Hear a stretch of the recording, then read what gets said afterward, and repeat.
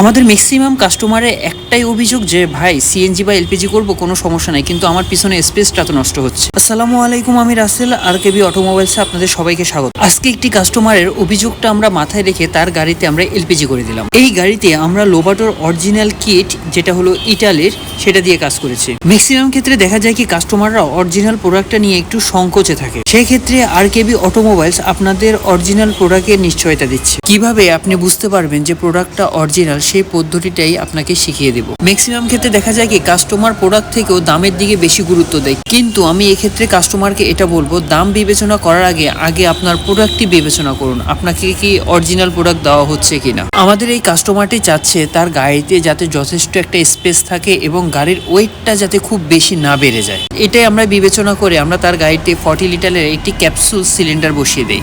আমরাই একমাত্র কাস্টমারের চাহিদাকে বিবেচনায় রেখে অরিজিনাল প্রোডাক্ট এবং দক্ষ টেকনিশিয়ান দ্বারা কাজ করে থাকি।